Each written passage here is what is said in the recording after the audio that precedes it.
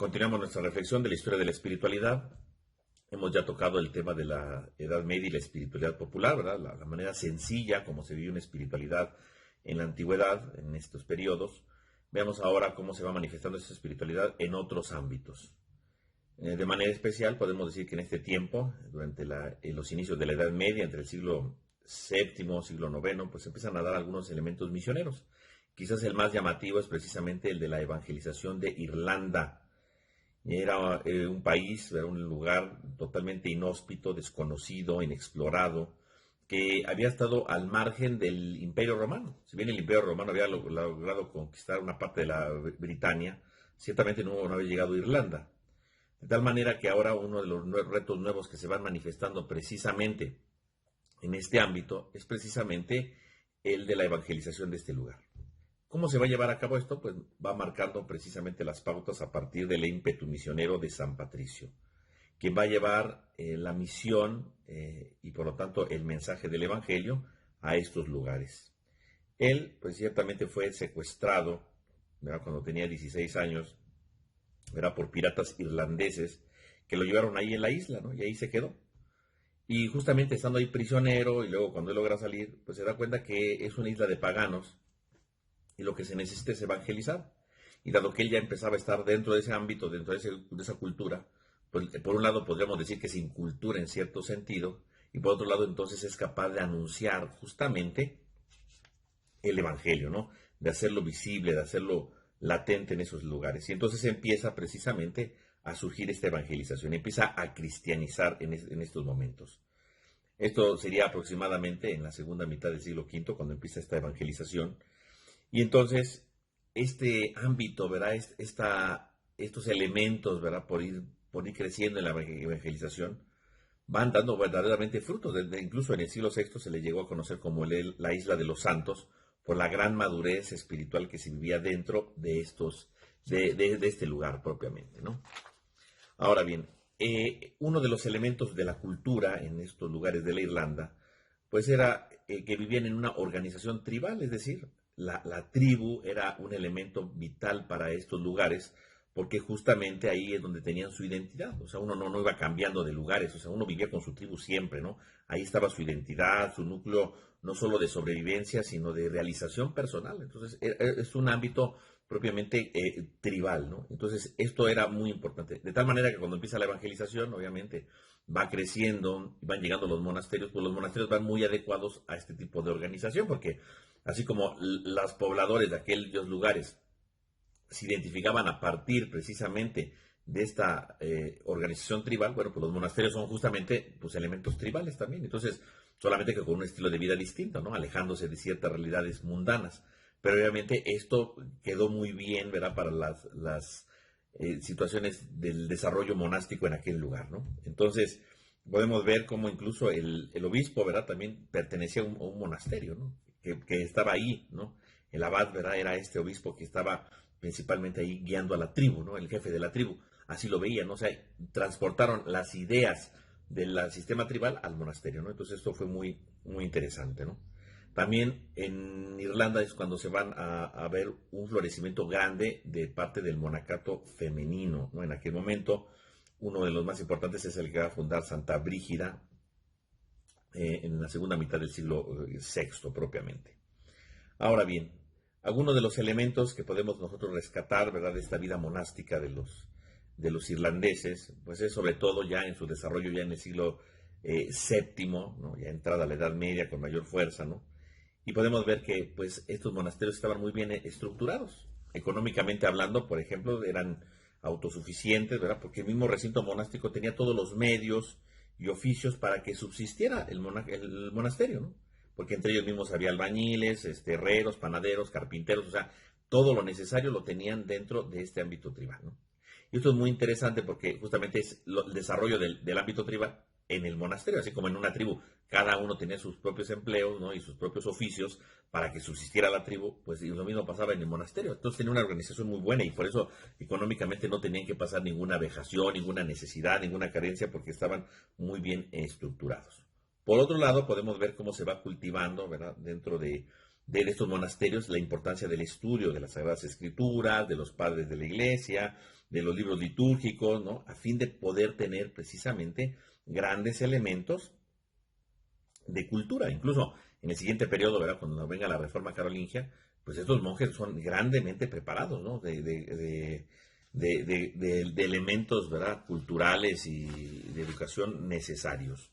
Así entonces podemos decir que los monasterios van a crecer también no solamente en su organización interna, sino en la cultura, en sus estudios, y esto precisamente va ayudando a su crecimiento en cuanto tal.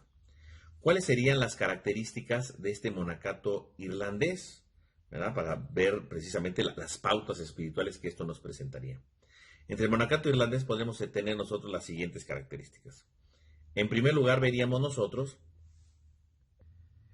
que la vida espiritual es como una peregrinación hacia Dios, ¿verdad? La cual se concreta viviendo el paso por esta tierra, purificando nuestro corazón para llegar a Dios, ¿no? Entonces, esta vida no es definitiva, sino vamos a encontrarnos con Dios. Entonces, es una vida peregrinante en un primer momento. En segundo lugar, otro elemento de la vida espiritual del monacato irlandés, pues son el conocimiento y la soledad.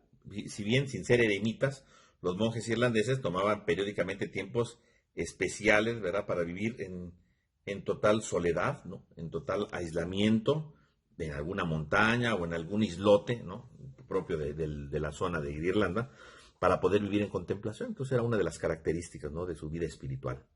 Otro elemento espiritual, pues, es la cultura bíblica, ¿no?, que, como siempre, debe de ser la base de la experiencia espiritual, y obviamente el salterio, el rezo de los salmos, como el instrumento esencial para la vida de oración. Tenemos también el ascetismo, ¿no?, que es una cosa interesante para los monjes irlandeses, con medio de penitencias y de ascesis, que van constituyendo precisamente su forma de vivir diariamente, ¿no?, como una especie de martirio. Aquí, en este ascetismo, podríamos nosotros ver que el martirio, ¿verdad?, lo veían ellos en diferentes niveles. Podía existir el martirio rojo, que era el de sangre, que usualmente pues no se vivía, ¿verdad?, porque no había una persecución en cuanto tal. Pero también se habla, por ejemplo, del martirio blanco.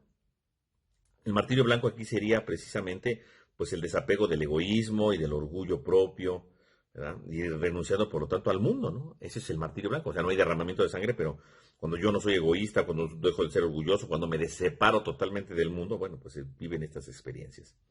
Tenemos también el martirio verde, que sería la ascesis y la austeridad de vida, ¿no? Es decir, yo cuando hago ascética profunda y renuncio a cualquier situación importante de lujo de vida, bueno, pues me voy alejando totalmente de eso y vivo una austeridad total, pues evidentemente viene siendo un martirio verde. Entre las normas ascéticas, obviamente, junto con estos martirios, ¿verdad?, pues se pueden ver justamente la práctica del ayuno, ¿no?, la práctica de la ingestión de bebidas no fermentadas, ¿no?, como el agua, o bañarse en agua helada, ¿no?, es una cosa, ¿no?, de penitencia, de ascesis, ¿no?, y mientras se bañaban en agua helada, no es que estaban ahí sufriendo, sino que estaban rezando los salmos, ¿no? Obviamente también prácticas de autoflagelación, etcétera, ¿no?, que van dando precisamente elementos para poder crecer dentro de su itinerario espiritual, ¿no?, de sus características, ¿no?, para poder ir creciendo en este sentido. Así tenemos entonces nosotros pues estas prácticas esenciales de su monacato irlandés, pero también es importante ver que junto con esto, tanto los monjes como la gente van teniendo ciertas prácticas de índole espiritual. Una de estas es la llamada peregrinatio, es decir, irse a vivir a otro lado, ¿no? Esa es la peregrinatio. Decíamos hace un momento que la misma estructura de los irlandeses es una estructura, ¿verdad?, de clanes, de tribus, y por lo tanto no pueden subsistir sin el otro, ¿no? La misma tribu es la que le da identidad. Por eso cuando alguien se va a un monasterio, el mismo monasterio es el que le da la identidad. De aquí que entonces empezaron a surgir la práctica penitencial de la peregrinatio, es decir, irse a vivir a otro lado, ¿no?, alejarse de su tierra, ¿no?, tomando en cuenta el modelo de Abraham, ¿no?, cuando Dios le dice a Abraham, deja tu tierra, deja tu patria, ¿no?, y se tiene que ir a otro lado donde Dios le indique. Y curiosamente, cuando ellos se van, ¿verdad?, cuando Abraham se va, pues nunca regresa a su tierra, ¿no? Entonces, tomando este modelo espiritual, la gente también empieza a peregrinar a otros lugares y curiosamente, pues no regresar a su tierra. Era una penitencia muy dura, ¿no? Es decir, me alejo de mi tierra, me voy a otro lugar a vivir y no voy a regresar nunca más a mi tierra, ¿no?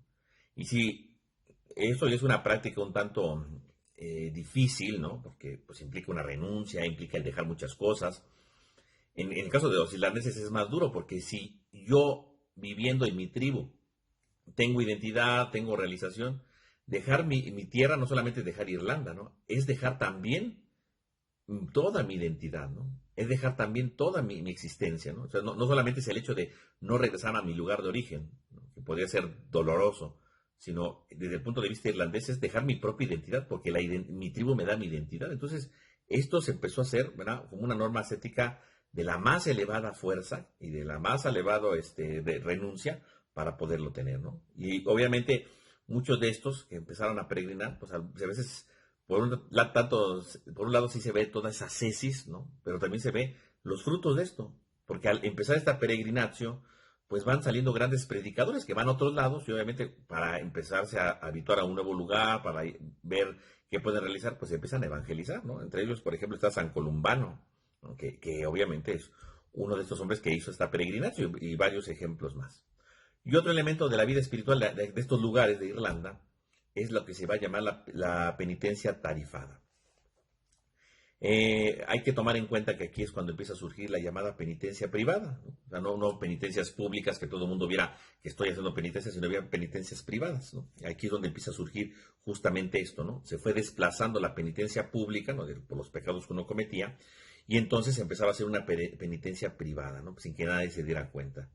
Pero en el momento que va surgiendo esta penitencia privada, como nadie se da cuenta, empieza a surgir lo que se llama la penitencia tarifada, es decir, según la intensidad de tu pecado, es tu penitencia, ¿no? O sea, no es lo mismo que digas, dije una mentirita, a maté a alguien, ¿no? Entonces, son cosas muy distintas. Entonces, como que cada pecado va teniendo su propia tarifa, ¿no? Como que cada pecado va teniendo su propia manera de pagarla, vaya, ¿no? Entonces, tenían que tener una penitencia tarifada, ¿no? Y ahí es donde empiezan a surgir. Incluso hubo una cantidad de penitenciales, ¿verdad? De libros penitenciales que ayudaban, ¿verdad? A ver cuáles eran las tarifas que se tenían que dar a conocer, ¿no? Y obviamente, curiosamente, en estos tiempos, ¿no? Para ver la densidad, como se vivía dentro de estos lugares, pues los pecados más mencionados en aquellos tiempos era el asesinato, la embriaguez, el adulterio, la fornicación y el robo, ¿no? O sea, eso es, y si son los más nombrados, ¿qué significa? Pues que así vivía la gente, ¿no? Entonces, no solamente es para decir, ay, qué pecados cometían, sino sobre todo, cómo vivían, si es lo que más penitencias tenían, ¿no? La cosa es que la penitencia, ¿verdad? Como la dejaban tarifada, ¿no? Y tenían que llevarla a cabo, la penitencia perdió su identidad como tal. Porque la penitencia se supone que es una manera medicinal, ¿no? O sea, yo hice este pecado, yo cumplo con esta penitencia para curar, ¿no? Para suavizar, ¿verdad? Para tratar de resarcir el mal que hice, ¿no? Tiene como un tinte medicinal, podríamos decirlo. Sin embargo, en este concepto, ¿verdad? De la penitencia tarifada se empezó a quitar este concepto y se empezó a ver la penitencia como una justicia divina, es decir, Dios no va a dejar impune ningún pecado, entonces tú tienes que pagarle a Dios con tu penitencia, ¿no? Así se empezó a ver la penitencia, o sea, no solamente como cometí un mal, entonces de penitencia algo bueno para sanar, ¿no? El mal que hice, no, es para que Dios no te castigue, ¿no? Porque Dios no te va a dejar sin castigo, ¿no? A eso se referiría básicamente esto de la penitencia tarifada como tal, ¿no? Y entonces la penitencia va a perder su identidad. Hasta el día de hoy, ¿no? Hay personas que ven justamente la penitencia como un pago pues, por el pecado que hizo, ¿no? Pero estas cosas pues se empiezan a desvirtuarse ya en estos tiempos, ¿no? También en este sentido de las penitencias tarifadas, también hay que apreciar, ver otro elemento interesante que son las llamadas conmutaciones, ¿no? O la redemptio, como le llegaban a llamar, ¿no? Que era precisamente el tener la capacidad de suplir mi penitencia con otra, ¿no? Entonces, por ejemplo, si mi penitencia, por lo que yo había hecho, tenía una penitencia muy fuerte, muy larga, yo podía conmutarla por otra, ¿no? Entonces decir, no, es que esto es mucho tiempo, yo no aguanto. Entonces podía conmutarla por alguna que sea más breve, pero obviamente pues era más intensa, ¿no? O sea, era más breve, pero era mucho más severa, ¿no? Entonces se podía conmutar esta. O bien, pero y empezaron a llegar también situaciones en las que uno, ¿verdad?, tenía que hacer cierta penitencia, pero no solamente podía conmutarla en el sentido de cambiarla por otra penitencia, podía conmutarla con otra persona, ¿verdad? Que otra persona realizara la penitencia, ¿no? Que él no podía realizar por cualquier cosa, ¿no? Entonces decía, pues le digo a alguien que me haga mi penitencia, ¿no? Y entonces algunos monjes luego hacían las penitencias de otras personas, ¿no? Porque ellos no querían hacerlas o no podían hacerlas, porque fue la penitencia que le tocaba, pues era algo que él no podía hacer, ¿no? ¿No? Mejor decía, usted tiene que ir a tal lado, ¿no? Pero pues no tengo dinero, no tengo o estoy enfermo, no puedo ir, bueno, entonces iba otra persona por él, ¿no? O tiene usted que pasar estos ayunos, pero yo no puedo tener este ayuno, bueno, o simplemente era porque no querían hacer la penitencia, entonces pues la pagaba otro. Y como la penitencia no era para resarcir el mal, la penitencia había perdido el horizonte de este tinte medicinal, era solamente pagar la penitencia para que Dios no me castigue, bueno, pues que la haga cualquiera. No, pues tiene que ayunar 40 días, bueno, que la haga una persona o que la haga un monje, él ayuna por mí, pues ya Dios no me va a castigar porque yo ya pagué, por así decirlo, mi multa, ¿no? Porque ya otra persona lo está haciendo por mí, ¿no? Y obviamente, pues esto, pues llegaron, este conmutar penitencias con otras personas, pues implicaba pues una serie de abusos, ¿verdad? Que empezaron a surgir, porque entonces ya los fieles laicos no asumían sus responsabilidades, o sea, podían hacer el pecado que fuera, les podían dejar la penitencia por más dura que fuera, pero sabían que había otros personajes que iban a hacerlo, claro, a cambio de un pago, ¿no? Y esto pues se volvió una cosa de corrupción. Por un lado yo podía cometer cualquier pecado y no me preocupaba la penitencia porque yo no la iba a hacer, la iba a hacer otro.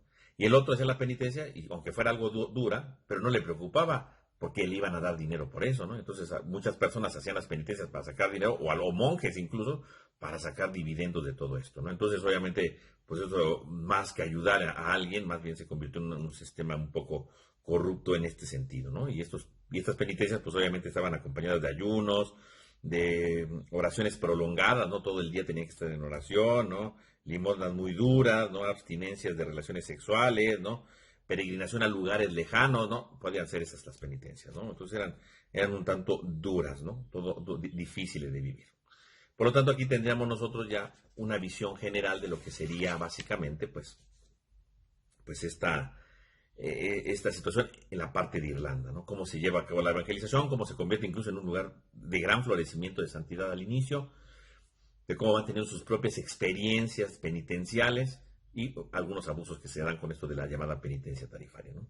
Entonces, con esto tendríamos entonces este pequeño acercamiento a lo que sería precisamente la espiritualidad en estos lugares, ¿verdad? De los celtas, de Irlanda. Y bueno, continuaremos ahora en el próximo video hablando un poco sobre la espiritualidad ya en el siguiente periodo dentro de la Edad Media, que es la llamada Reforma Carolingia.